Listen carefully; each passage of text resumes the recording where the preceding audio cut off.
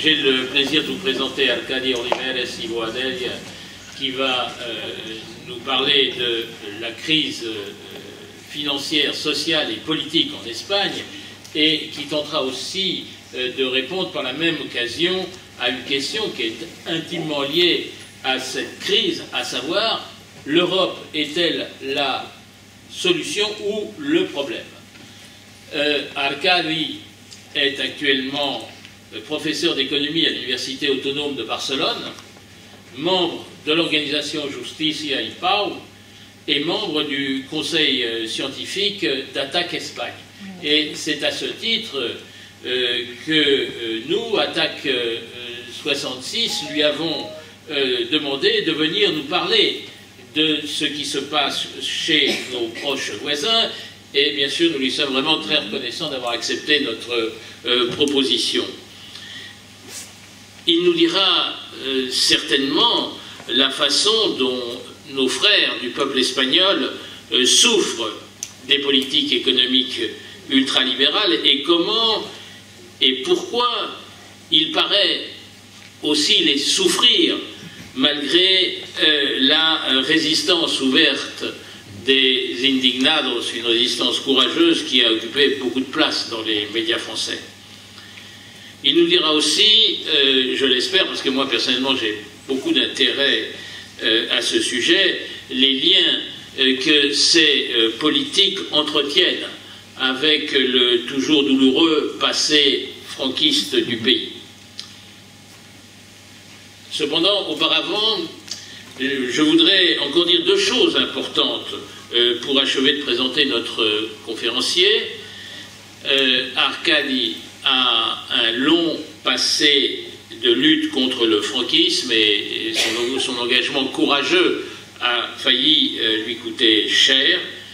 Et autre point, Arcadi a rejoint le combat d'attaque contre la barbarie ultralibérale, non seulement à partir de son savoir d'économiste, qui en comprend toutes les conséquences, mais aussi à travers son engagement dans Justicia y Pau, une organisation inspirée par le christianisme social, un des courants qui, parmi d'autres, ont contribué à la formation de toutes les attaques d'Europe et d'ailleurs. Je remercie de sa présence Monsieur le Consul général d'Espagne. Je remercie aussi très sincèrement le Conseil général du département des Pyrénées-Orientales d'avoir mis à notre disposition cette belle salle Canigou pour la conférence d'Arcadi, et je lui laisse sans plus tarder la parole.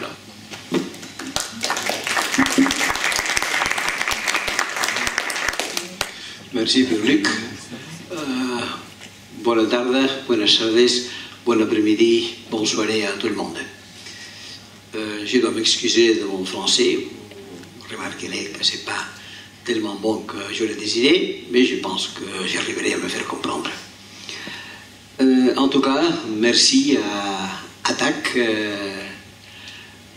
surtout à Timothée Rodriguez, qui a fait la liaison il y a déjà quelques mois à l'objet de que je sois présent parmi vous, grâce à l'amitié qui l'unit à lui avec un très bon ami de moi, Joaquim Serrabona de Barcelone, et les deux se sont organisés pour me convaincre de venir être avec vous ici cet après-midi. Alors, merci à tous les organisateurs, évidemment aussi à Pierre-Luc pour cette aimable présentation, et à vous tous pour être présents ici cette chaleureuse journée du premier jour d'automne. Vous êtes conscients que nous commençons aujourd'hui, non, hier, l'automne. Bien, en tout cas, je suis content, surtout, d'être à Attac, parce qu'au fond, je me sens complètement intégré à Attac. Je suis un des fondateurs d'Attac à Barcelone. On m'a invité à faire la conférence inaugurale d'Attac à Valencia. Et on m'a invité à être membre du conseil scientifique d'Attac à Madrid et un petit peu partout l'Espagne. Je me sens assez proche, en conséquence, de vous et d'Attac. Et maintenant, quand on regardait ici un petit peu cette table avec des brochures que vous avez, on m'a montré la brochure qui correspond à la publication d'Attac, et je dis, ça ressemble formellement beaucoup au monde diplomatique Et c'est bon, parce qu'en réalité, tel que vous savez, aux origines, Attac était fondée par le monde diplomatique.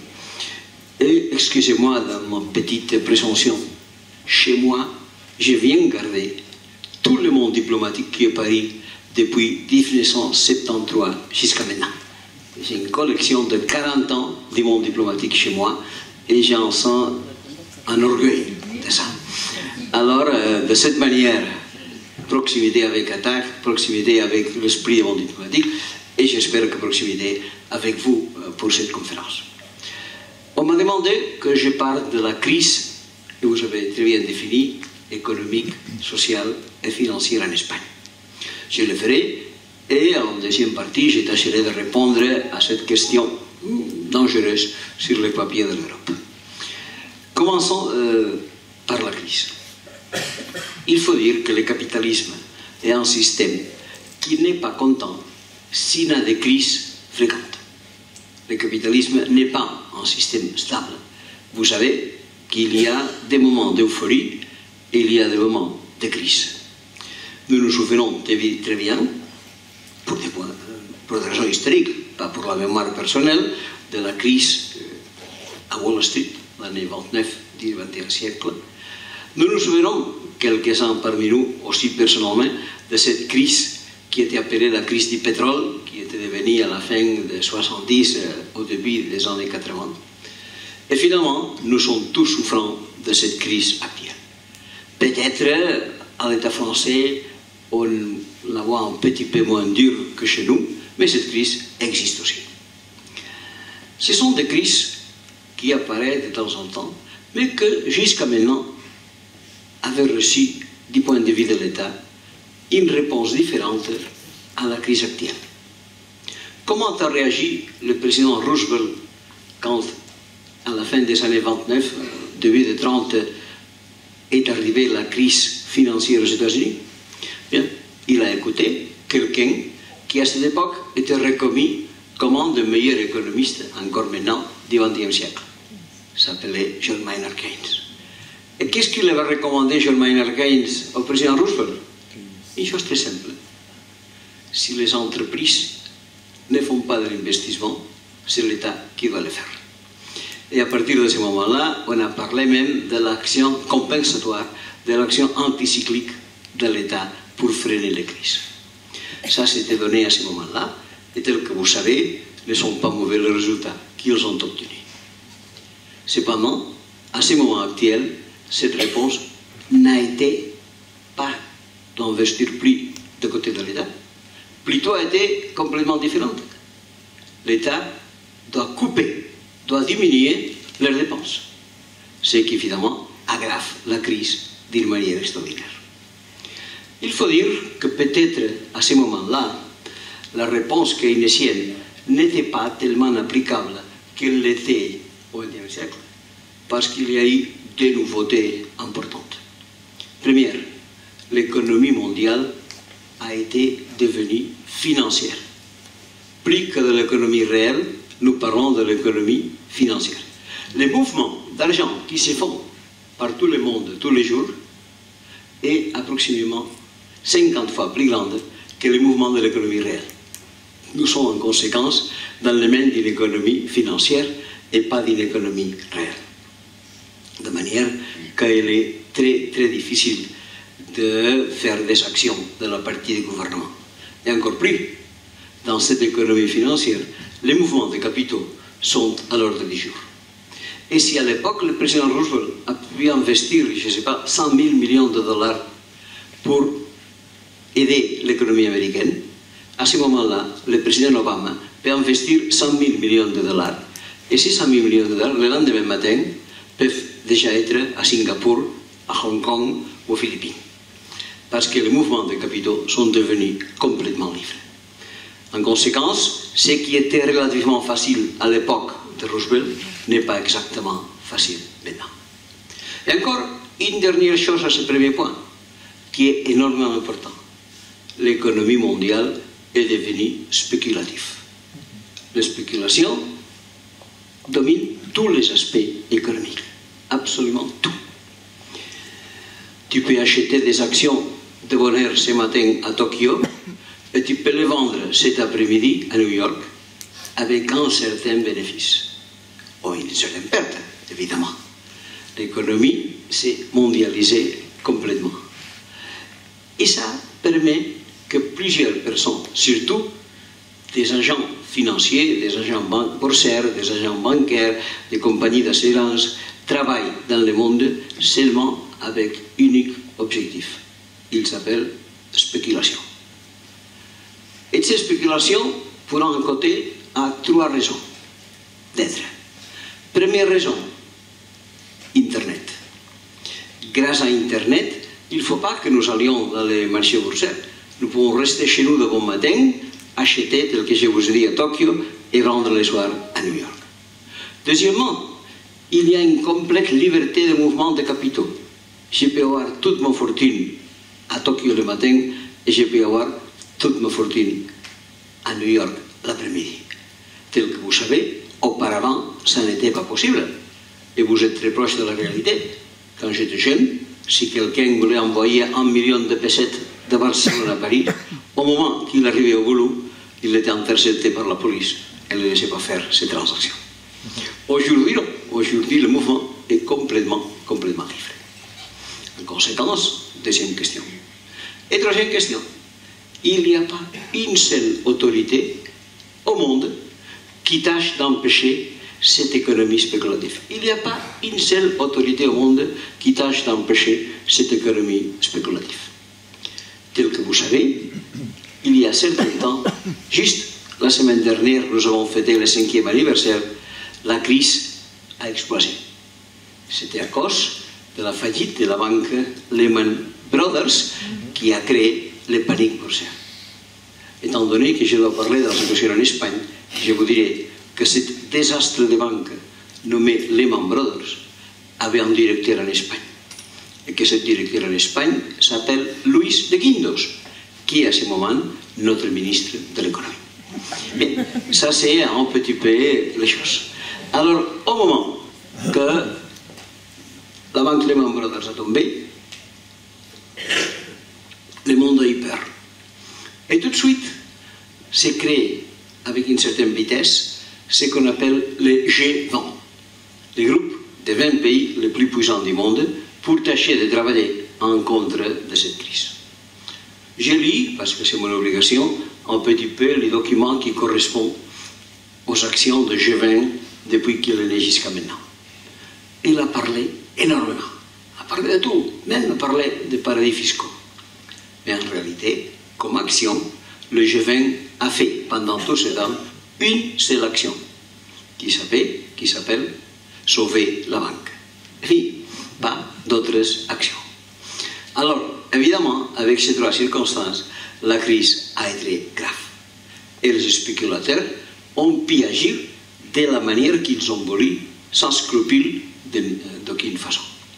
Je vous expliquerai les gars, que peut-être vous connaissez très bien, d'un des plus connus spéculateurs du monde, Monsieur Soros, George Soros.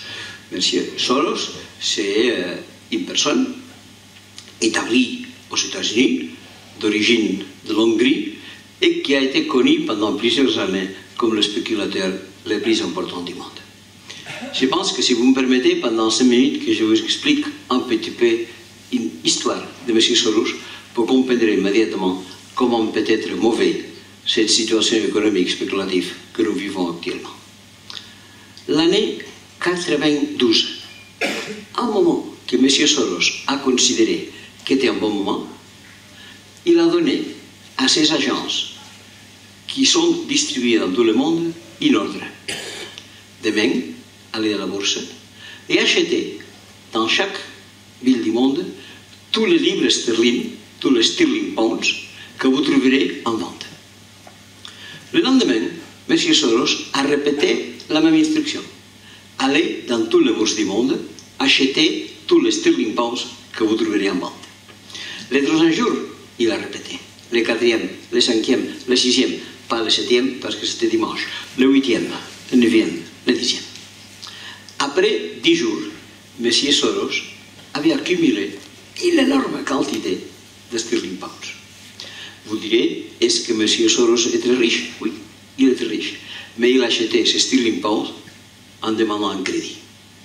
Alors, au moment qu'il a eu tous ses sterling pounds, il s'est reposé 2 ou 3 jours.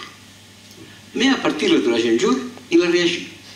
Et il a dit à ses agents, il faut aller à la bourse et tâcher de vendre tous les sterling pounds que nous avons achetés pendant les 8-10 jours avant. Le jour qu'il a fait comme ça, qu'est-ce que c'est donné? Une énorme offre de livres et une demande plus ou moins journalière de livres. Vous savez, par le droit élémentaire de l'économie, qu'une grande offre fasse une petite demande fait que le prix descend. Et le prix de la livre est descendu immédiatement.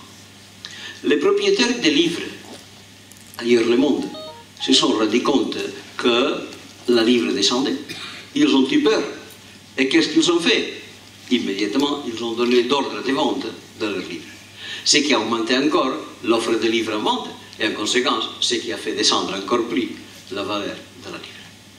Ce phénomène a duré à peu près 10 ou 12 jours. Après ces 10 ou 12 jours, la livre était descendue 15% de sa valeur environ vis-à-vis de sa valeur originelle. 15% pour une monnaie, c'est énorme. Nous parlons, souvenez-nous, de l'année 92. À ce moment-là, il n'existait pas encore l'euro. Mais il existait le système monétaire européen. Et qu'est-ce qu'il disait le système monétaire européen? Que dans les cas de danger, toutes les monnaies européennes devraient être solidaires entre elles et que si jamais une monnaie avait une tendance à la descente, les autres monnaies devaient aller en acheter pour empêcher cette descente. Et en tout cas, le système monétaire européen établissait qu'aucune monnaie pouvait perdre plus de 2,25% vis-à-vis des autres monnaies. Les pays ont fait le devoir. La France a vendu des francs et acheté les livres. L'Allemagne a vendu des marques, acheté des livres. Même l'Espagne a vendu des pessettes, acheté les livres. Mais avec ça, ils n'ont pas pu freiner la descente. Et même si le système monétaire parlait de 2,25, la réalité a été que le livre est descendu de 15%. Ce qui nous a démontré une chose, pas maintenant, il y a déjà 21 ans, qu'une seule personne spéculateur pouvait faire tomber tout le système de sécurité monétaire de l'Europe. Mais personne n'a réagi à cette situation. Évidemment, à ce moment-là, la livre est descendue. Et quand la livre est descendue, M. Soros, qui est très intelligent, a réfléchi et a dit, il semble que la livre est devenue très bon marché. Je vais en acheter beaucoup. Il a donné des ordres à ses agents, achetez tous les sterling pounds que vous trouverez au marché, toujours évidemment 15% en dessous de sa valeur originelle. Il a accumulé une énorme quantité de sterling pounds bon marché. À partir de ce moment-là, il s'est reposé, il est resté tranquille. Comme qu'il n'a poussé plus la livre sterling, petit à petit, la livre a commencé à remonter. Pourquoi? Parce qu'il n'y avait aucune raison objective pour laquelle la livre devait descendre sa valeur. Dans le monde économique, il y a des raisons pour lesquelles une monnaie est dévaluée, une monnaie descend de sa valeur. Quelle est cette raison? Vous la connaissez bien, ça s'appelle inflation. Si un pays a une grande inflation, sa monnaie descend de valeur vis-à-vis de l'autre pays qui n'a pas une grande inflation. Mais n'était pas l'inflation le problème de la Grande-Bretagne. Elle avait très bien contrôlé l'inflation. Si la monnaie descendait, n'était pas à cause de l'inflation. C'était parce que M. Soros l'embêtait. Au moment que M. Soros laisse l'embêter, la monnaie récupère sa valeur originelle. Au moment que la livre a récupéré sa valeur originelle, M. Soros arrive à sa conclusion. Tous ces livres que nous avons achetés bon marché, maintenant, ils ont monté au minimum 15%. On va les vendre. Très petit à petit, pas tout d'un coup, parce que si nous la vendons tout d'un coup, nous ferons encore une nouvelle descente. Et M. Soros, qui est très patient, a commencé à vendre petit à petit tous les livres qu'il avait, 15% plus cher que ces valeurs qu'il avait achetées. Résultat, après 6 ou 7 mois, M. Soros a gagné 1000 millions de livres. Pardon, 1000 millions de dollars, pas de livres. 1000 millions de dollars. Qu'il a fait évidemment très satisfait. mais pas seulement très satisfait, mais aussi, M. Soros, je répète, est très intelligent, a écrit un livre de commentaires sur cette affaire qu'il avait conduite. Et qu'est-ce qu'il dit ce livre? Il dit, ce genre d'activité que j'ai fait est moralement inacceptable et devrait être interdite. Mais étant donné qu'il n'y a pas personne qui me l'a interdit, je vais continuer à le faire. Et ça a continué depuis 21 ans jusqu'à maintenant. Personne n'a tâché d'empêcher cette action. Ou peut-être il faut dire que oui, une personne a tâché d'empêcher ça. Elle est déjà une personne disparue. C'était un prix Nobel d'économie nord-américain qui s'appelait Tobin, James Tobin. Et M. Tobin, dans une conversation, évidemment, disons, simulée avec M. Soros, a dit, écoutez M. Soros, je ne sais pas si ce que vous faites est moralement acceptable ou non. Je ne sais pas si ça devrait être interdit ou non. Mais je sais une chose, ça devrait payer des impôts. Et je parle de ces impôts de 1 pour 1000 de toutes les transactions qui existent. Il ne faut pas que je vous l'explique. Ça, c'est une des bases d'attaque. Et on appelle ça la taxe Tobin. Mais, tel que vous savez, le Parlement français, le Parlement belge, le Parlement du Canada ont voté s'ils voulaient ou ne voulaient pas instaurer la taxe Tobin. Tous ont voté non. Il y a 2 ans, le Parlement européen, curieusement, a voté oui à la taxe Tobin. Pourquoi le Parlement européen a voté oui à la taxe Tobin? Parce qu'il n'a pas de faculté pour l'appliquer. Ça, c'est une question qui correspond à tous les pays, mais qui ne correspond pas à l'Union européenne. De manière que ça continue exactement tel qu'il a dit. Cependant, je ne sais pas si vous voyez les choses, c'est intéressant. Il y a 3 ans, la personne qui était à ce moment-là le premier ministre de la Grande-Bretagne, M. Gordon Brown, peut-être en se souvenant de cette affaire qui avait occupé l'Angleterre 20 ans auparavant, a dit, cette idée de M. Tobin est très acceptable. Je vais tâcher de la mettre en marche. Le même jour que M. Gordon Brown a dit, je vais mettre en marche la taxe Tobin en Grande-Bretagne, un monsieur qui vit aux États-Unis et qui s'appelle Barack Obama, a envoyé son ministre de l'économie à Londres pour tâcher d'empêcher que M. Gordon Brown puisse réussir avec cette proposition. Il s'appelait Timothy Geithner, le ministre du Trésor des États-Unis. Et pourquoi M. Timothy Geithner disait qu'il ne voulait pas la taxe Tobin? Je ne sais pas s'il le disait de sa propre manière de penser ou par ordre de M. Obama. Ça, je ne le sais pas. Mais en tout cas, M. Timothy Geithner, qu'est-ce qu'il faisait avant d'être ministre de l'économie des États-Unis? Il était un spéculateur. Évidemment, quand il était spéculateur, il ne voulait pas que l'affaire finisse. Mais attention, M. Timothy Geithner était spéculateur qui travaillait à une banque nord-américaine qui s'appelait Goldman Sachs. Justement, ce journal que vous connaissez très bien que moi et qui s'appelle Le Monde a publié, pas Le Monde diplomatique, le journal Le Monde, a publié il y a quelques mois le 2 pages centrales du journal expliquant la biographie 17 derniers ministres de l'économie, 17 derniers présidents des États-Unis.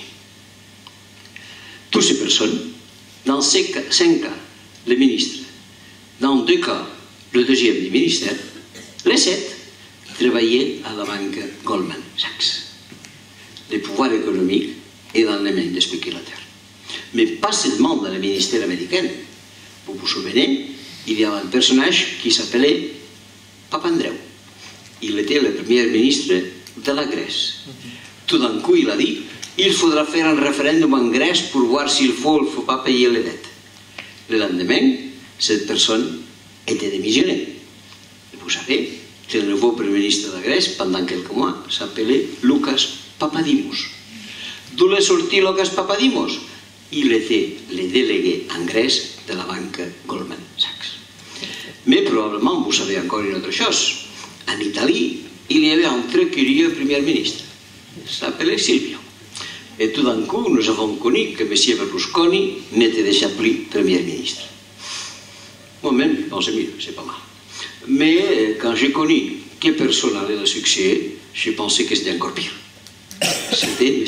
Mario Monti. M. Mario Monti, qui a gouverné l'Italie pendant 2 ans ou 2 ans et demi, qu'est-ce qu'il faisait avant? Il était directeur de Goldman Sachs en Italie. Mais attention, il faut dire une autre chose. Dernièrement, vous avez connu ici, chez nous aussi, que les billets de 5 € ont changé. On a utilisé pendant combien d'années un billet de 5 € et maintenant, si vous l'avez observé, vous verrez qu'à différence de l'antérieur, il a la signature du gouverneur de la Banque Centrale Européenne. Et quelle est cette signature? C'est la signature de M. Mario Draghi. Qu'est-ce qu'il faisait, Mario Draghi, avant de gouverner la Banque Centrale Européenne? Il travaillait pour Goldman Sachs. Je pense qu'avec tout ça, c'est très clair quelle est l'origine de la crise et qu'ils sont responsables de cette situation. Qu'est-ce qui est passé? Évidemment, cette spéculation a continué. La taxe Tobin n'a pas existé, et encore chez nous, peut-être pas tellement chez vous, cette spéculation a été grossie par la spéculation immobilière. Finalement, ceux qui avaient reçu des prêtres pour invertir spéculativement, comme M. Soros l'avait fait à ce moment, ou ceux qui avaient fait des prêtres pour recevoir et acheter des appartements, à un moment déterminé, n'ont pu pas retourner leur crédit. Et alors, le problème est arrivé à un deuxième niveau. Ils ne peuvent pas payer. Et qui est-ce qui n'encaisse pas? La banque. Et la banque a commencé à avoir vraiment des problèmes, surtout chez nous, plus que chez vous. La banque espagnole a fait tellement des investissements spéculatifs dans l'immobilier et aussi des spéculatifs dans la bourse que finalement elle n'était pas remboursée. À ce moment-là, qu'est-ce qu'elle fait la banque? Elle va à l'État, touche à la porte et dit: écoute, État, tu devrais m'aider. Et l'État immédiatement aide la banque. On a calculé que par tout le monde, les aides qui ont reçu les banques pendant 5 dernières années de crise sont environ de 4,6 billion $. Je vous dirai un chiffre. Dernièrement, pas dernièrement, il y a 4 ans, les Nations Unies se sont réunies pour parler d'un problème tellement grave, probablement le problème le plus grave du monde, qui s'appelle la faim. Qu'est-ce qu'a dit l'ONU? Qu'il faut faire énormément de changements pour donner de manger à tout le monde, mais qu'il y a des investissements qui sont urgents. Des investissements pour avoir des machines agraires, des investissements pour avoir de l'eau, des investissements pour avoir des chemins ruraux, des investissements pour la formation professionnelle agraire, etc. Et si vous lisez les données de l'ONU établies au mois de juin 2008 dans une réunion principale à Rome de la FAO, vous verrez qu'à ce moment-là, l'ONU demandait aux pays riches 50 000 millions $, pour faire face à ces problèmes. Qu'est-ce qu'ils ont répondu les pays riches du monde? Non, qu'ils n'avaient pas 50 000 millions $. Et si vous lisez les papiers de l'ONU à ce moment-là, vous verrez que les pays riches ont fait une contre-offre de 8 000 millions $. Évidemment, l'ONU a dit qu'il vaut mieux 8 000 que rien, mais qu'en tout cas, avec 8 000, on ne va pas satisfaire les besoins alimentaires du monde. Ça, c'était l'année 2008. Depuis ce moment-là, jusqu'à ce moment présent, les gouvernements n'ont eu pas l'argent pour lutter contre la faim, mais ont eu 4,6 millions pour aider la banque. Si vous faites une petite division, qu'est-ce que sont 4,6 millions vis-à-vis des 50 000 qui l'ont demandé? Vous verrez que le résultat, c'est 92. Qu'est-ce que ça veut dire? Qu'avec l'argent donné aux banques pendant ces 4 dernières années, on aurait pu épargner la faim au monde 92 fois. C'est vraiment une économie incompréhensible, complètement. Mais fonctionne comme tel. Et encore les banques continuent à demander l'argent. Chez nous, par exemple, je vais introduire un petit peu les cas espagnols, les banques se sont mises, à cause de cette spéculation financière, à demander de l'argent. Si mes calculations ne sont pas mauvaises, pendant tout ce temps, le gouvernement espagnol a aidé aux banques avec 250 000 millions d'euros. Vous avez ici des papiers, des brochures très intéressantes sur une question principale. C'est la question de retraite, la question de pension.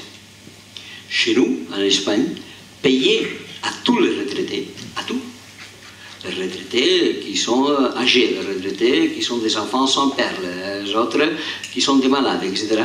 Payer tout genre de pension suppose pour le gouvernement espagnol 115 000 millions d'euros. Tandis qu'à la banque, lui a été donné 250 000 millions d'euros.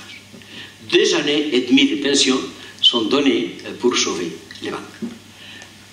Si j'ai un petit hôtel, si j'ai une petite librairie et l'affaire ne fonctionne pas, je ne peux pas aller au gouvernement et lui dire, écoute, mon hôtel ne fonctionne pas, ma librairie ne fonctionne pas, tu peux m'aider.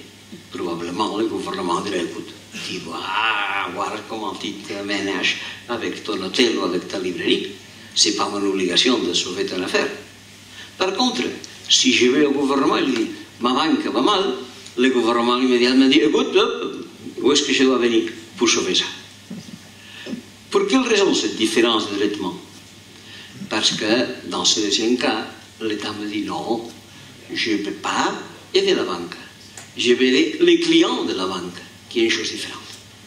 Mais je peux vous assurer, au minimum en ce qui concerne l'Espagne, que les clients de la banque, pour l'instant, sont sauvés. Parce que la Banque d'Espagne, je suppose que ça existe aussi en France, a ce qu'on appelle le fonds de garantie de dépôt. Et si la banque à laquelle tu travailles fait faillite, le fonds de garantie de dépôt de la Banque d'Espagne, ou peut-être de la Banque de France, va te garantir les premiers 100 000 euros que tu auras dans ton compte courant. Quelqu'un peut me demander, et si j'ai plus de 100 000? Si tu en as plus de 100 000, est-ce que tu en as beaucoup? Mais en tout cas, tu peux mettre 100 000 dans une banque, 100 000 dans une deuxième banque, 100 000 dans une troisième banque, et immédiatement tu auras la couverture de 300 000. Si vous venez ici, vous traversez la frontière, vous verrez à la Junquera même, Caixa de Catalunya, la deuxième caisse d'épargne la plus connue jusqu'à maintenant. Caixa de Catalunya est en faillite il y a 5 ans. Ils n'ont rien. Son bilan est déposé comme faillite. Mais si vous allez demain matin à la Caixa de Catalunya et vous demandez l'argent, si vous l'avez naturellement, on va vous le donner tout de suite. Parce que la Banque d'Espagne protège. Qu'est-ce qu'on a fait ici? On a donné de l'argent. Pas pour les gens étaient déjà protégés par la Banque d'Espagne. Pour sauver les indemnités et pour sauver tous les gens qui travaillaient dans les charges directives de la banque. Ça a fonctionné jusqu'à maintenant. Et j'ai encore vous mettre en petite note d'information. La première des banques espagnoles qui a été aidée dans cette période de crise, ce n'était pas une grande banque, c'était une petite banque. Ça s'appelait la Caisse d'épargne de Castilla-La Mancha. La Caisse d'épargne de Castilla-La Mancha a fait un trou, un énorme trou, 3 900 millions d'euros.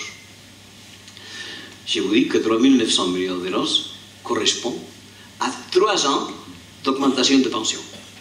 Avec l'argent qui a été donné à la Caisse de Castilla-La Mancha, on aurait pu augmenter en Espagne pendant 3 années les pensions.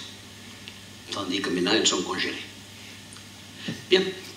Pourquoi la Caisse de Castilla-La Mancha avait tombé dans cette situation de désastre? Pour 2 raisons. Elles sont écrites dans la presse. Première, parce que le directeur de cette banque donnait des crédits, mais pas aux clients, c'est donner des crédits mutuellement. Là, il ne le retournait pas. Et en deuxième, parce que la Caixa de Castilla-La Mancha a fait un énorme investissement en baptisant un aéroport à Ciutat Real, où il n'y a jamais aucun avion qui arrive. Eh bien, et qui était le responsable de cette affaire de la Caixa de Castilla-La Mancha? Le président et le vice-président. Qui était le président? Un monsieur qui s'appelle Juan Pedro Hernández Molto.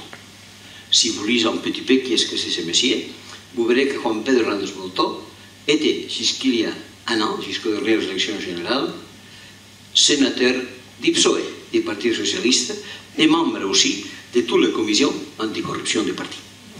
Et si vous regardez qui était le vice-président s'appelle Ignacio López del Hierro. Et si vous regardez qui est-ce que c'est, c'est Ignacio López del Hierro, vous prendrez compte que c'est le mari d'une femme assez connue qui s'appelle Dolores de Cospedal, secrétaire générale du Parti populaire espagnol. Ça, c'est la réalité. En conséquence, c'est évidemment très difficile de lutter pour ça. Et encore une dernière conséquence pour l'Espagne, et après je parlerai brièvement de l'Europe. Quelle est la dernière conséquence de l'Espagne? Évidemment, avec cette situation économique, plus tous ces investissements sans aucun sens qui avaient été produits dans l'immobilier, au moment déterminé, le chômage est arrivé. Et le chômage est arrivé d'une manière énorme. Vous savez que nous avons en Espagne le record de chômage de toute l'Europe. On ne se met jamais d'accord. 5 millions et demi, 6 millions de personnes. Et évident que cette affaire ne sera pas résolue d'aujourd'hui à demain. Même avec certaines idées du gouvernement espagnol et catalan, qui à mon avis sont très mauvaises. La lutte la plus importante qui s'est produite contre le chômage en Espagne dernièrement veut que vienne à Espagne ce qu'on appelle Eurovegas, le jeu mafieux de Las Vegas, le tabac, le jeu, la prostitution, tout ça, comme sauvegarde du chômage en Espagne. Ça, c'est pas la manière de lutter contre le chômage. Il y a d'autres expériences. En France, vous avez connu, je ne connais pas tellement bien l'affaire, mais je pense qu'à un moment déterminé, on avait parlé d'une certaine réduction de la journée de travail pour voir si de cette manière on pouvait avoir quelque chose. On pourrait aussi mettre en marche en Espagne ce qui a été fait, a tâché d'être fait pour le gouvernement de M. Zapatero, mais que finalement a failli. Il s'appelait ce qu'on disait la loi de dépendance. Qu'est-ce qui veut dire la loi de dépendance? Que tous ces gens, d'une manière majoritaire, les femmes, qui travaillent pour les handicapés, qui travaillent pour les enfants, qui travaillent pour les malades, qui travaillent pour les gens âgés, puissent avoir son travail qui soit reconnu comme relation de travail. Pas comme travail à la maison clandestin, mais comme ça avait commencé à être établi après la question de crise, a failli de le faire disparaître. Évidemment, il faut lutter aussi contre le chômage. Heureusement, on a pas mal d'initiatives avec tous ces gens, petits groupes de gens, qui tâchent, moyennant coopérative, moyennant entreprise d'initiative sociale, de voir de quelle manière on peut lutter contre le chômage. Ça, c'est une des conséquences. Et la dernière des conséquences, et avec ça je vais finir avec le cas espagnol, de cette crise qui a été, vous le savez, la disparition de ce qu'on appelle le welfare state, l'état du bien-être. Parce que si une personne n'a pas de travail, au minimum, ce qu'il a le droit, c'est avoir des subventions d'aide qui lui soient données par le gouvernement. Tandis que chez nous, une partie des chômeurs n'encaisse pas d'assurance de chômage. Les anciens se voient réduire la pension jour après jour. Et les autres prestations sociales diminuent dans la santé, dans l'école, dans plusieurs domaines. Si un gouvernement ne peut pas soutenir cette welfare state, c'est pour des raisons très simples. Ou bien parce qu'il n'a plus suffisamment d'argent qu'il reçoit, ou bien parce qu'il dépense trop. Et qu'est-ce qui se passe en Espagne? Que le gouvernement ne reçoit pas suffisamment d'argent et qu'il dépense trop. S'il ne reçoit pas suffisamment d'argent, ça veut dire que les impôts sont trop petits? Oui. Malheureusement, je pense qu'en Espagne, il y a des impôts sur les entreprises, sur les successions, sur les grands patrimoines qui devraient être augmentés. Mais ce qui surtout devrait être travaillé dans les impôts en Espagne, c'est l'élimination du fraude fiscale. Des gens qui devraient payer et qui n'y payent pas. Il y a un an, les syndicats d'inspecteurs de finances en Espagne a publié une étude sur les fraudes fiscales, sur tout l'argent qui devait être payé et n'est pas payé. Et les syndicats a évalué cette fraude à 83 000 millions d'euros par an. Je vous ai dit, il y a un petit instant, que les pensions supposaient peut-être je vous l'ai pas dit, mais je vous l'ai dit maintenant, le paiement de pensions en Espagne suppose 115 000 millions d'euros par an. Les fraudes fiscales supposent 93 millions d'euros par an. Si on arriverait à réduire les fraudes fiscales, je vous assure qu'on aurait la possibilité d'augmenter la pension même en 80%. Évidemment, il faudrait l'éducation publique, parce que la question des fraudes fiscales, surtout dans les pays latins, est un petit peu difficile à établir. Mais ça, c'est des bases. Et en plus, évidemment, le gouvernement espagnol devrait aussi réviser les dépenses. Si vous parlez d'un aéroport qui ne fonctionne pas, on pourrait parler d'autres dépenses qui n'ont pas de sens. À mon avis, il faudrait réduire énormément, j'ai travaillé toute ma vie dans le mouvement pour la paix, il faudrait réduire les dépenses militaires qui n'ont pas de sens. Et finalement, il faudrait réduire cette aide aux banques, que tel que je vous ai dit, n'a aussi pas tellement de sens. Ça serait, à mon avis, une petite question qu'on devrait résoudre. Mais laissez-moi, pour fermer cette partie de la conférence, je ferai après la deuxième, dire que dernièrement, et avec ça, vous en France, vous êtes plus avancés que nous, nous avons un petit espoir.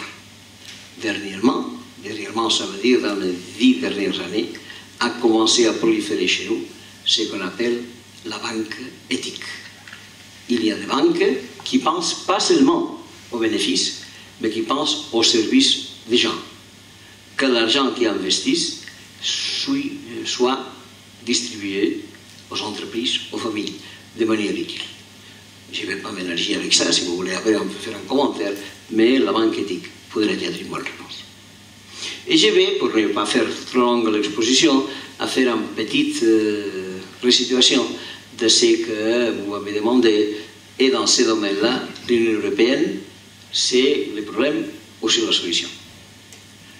Simplement pour moi. Il y a 30 ans, était la solution.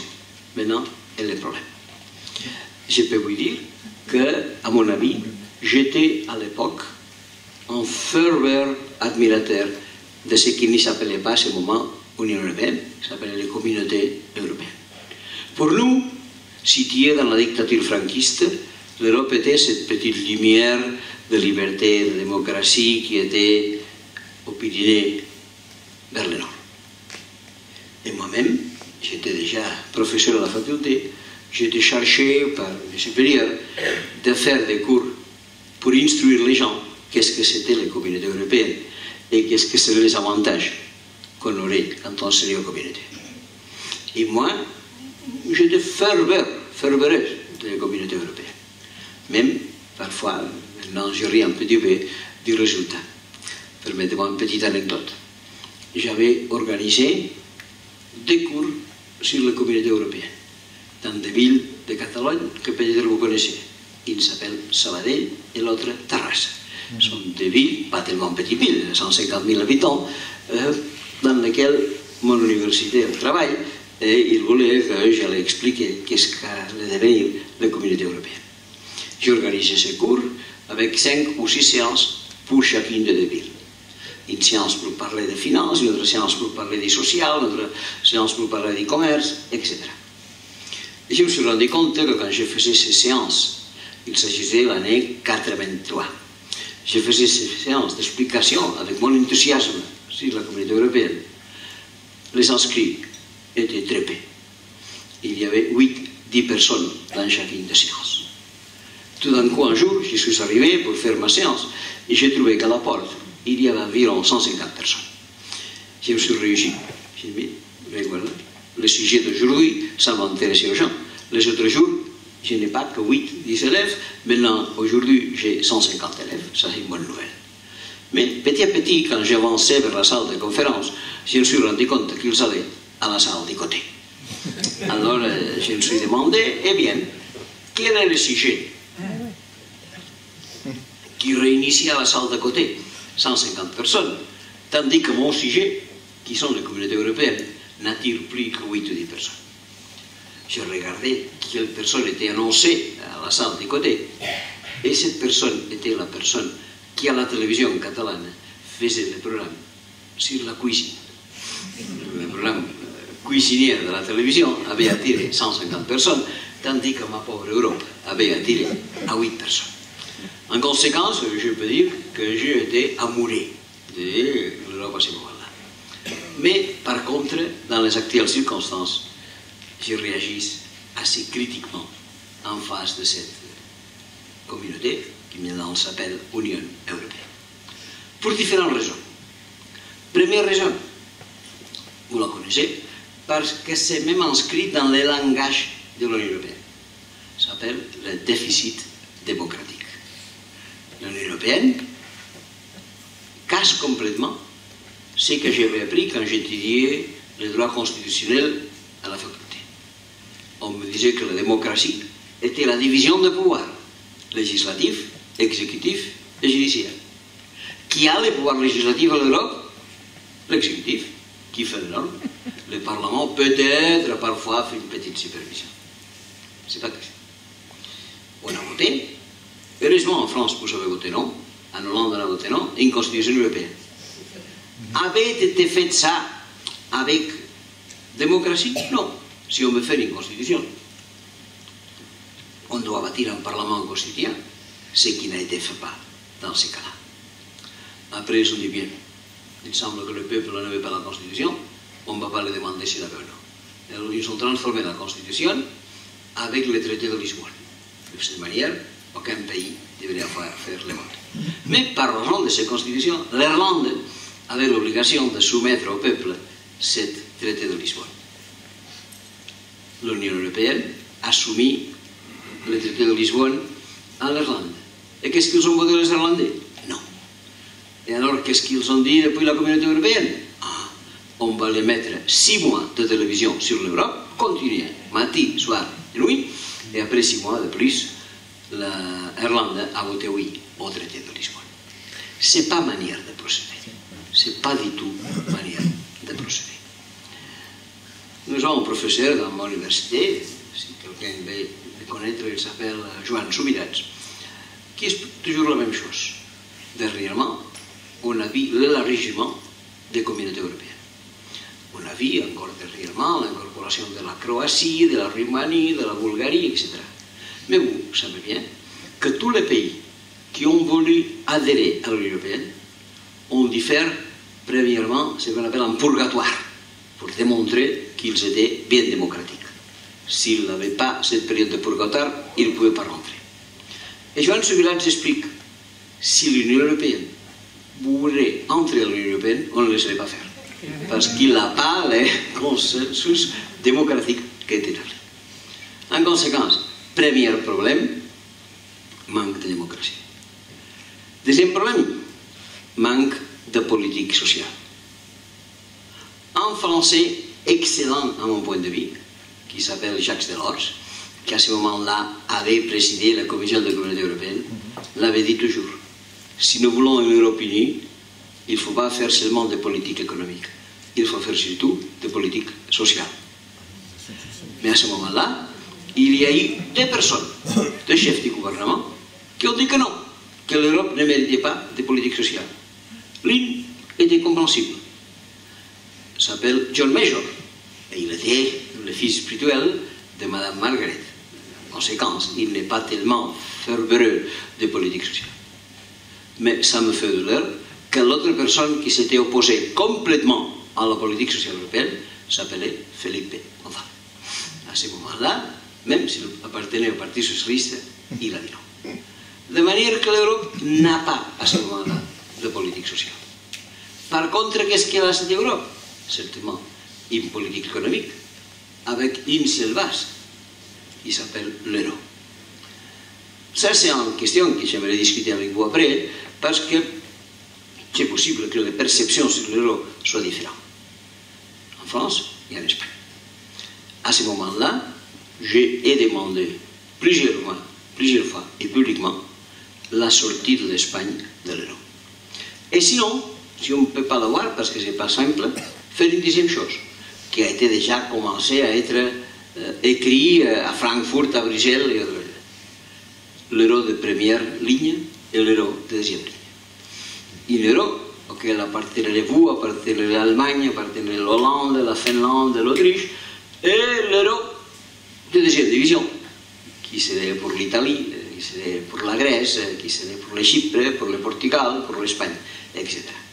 Parce que certainement, nous n'avons pas la capacité d'être compétitifs dans cette Europe avec un seul euro. Avant, Si tu n'étais pas compétitif, qu'est-ce que tu faisais? Dévaluation de la monnaie.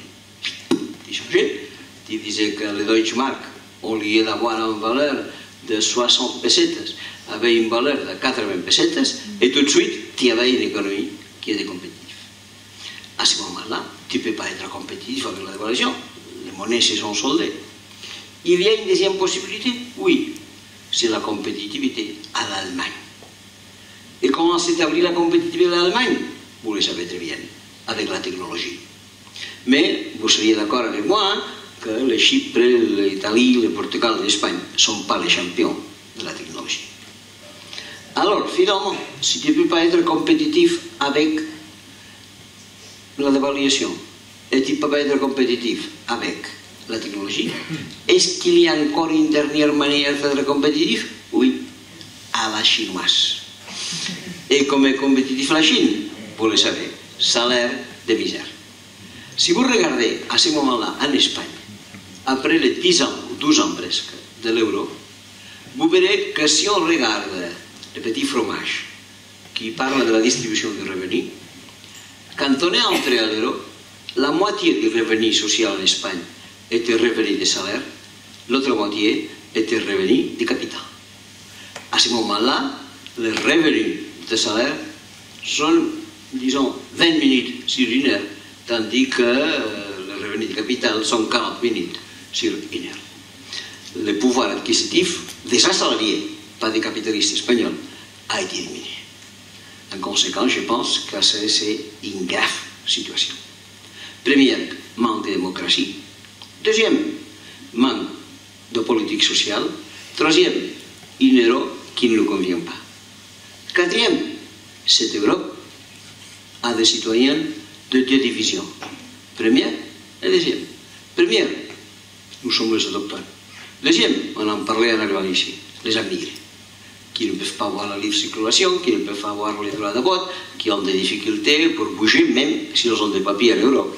Et ça, c'est pas la manière de faire. Quatrième, je suis en train de finir, quatrième problème de l'Europe. Aujourd'hui, elle n'est pas encore reconnaissante des nations sans État, comme peut être la Catalogne. Si jamais, depuis la Catalogne, nous voulons parler à Bruxelles, il faut toujours passer par Madrid. Nous n'avons pas la possibilité de... Et même le catalan n'est pas reconnu comme langue officielle en Europe. Tandis que le celtique ou le breton, ou je ne sais pas quoi, sí que le reconnaît. Il faut voir un petit peu les choses. Et déjà, dernier aspect, je vous ai dit que je me suis mis depuis très jeune aux questions, disons, de guerre, de paix. Il faut dire que cette Europe me semble très armamentiste, très militariste, avec une grande volonté d'intervenir dans les conflits internationaux, quand en réalité leur travail devrait être sans doute de pacification et pouvait l'être s'il voudrait.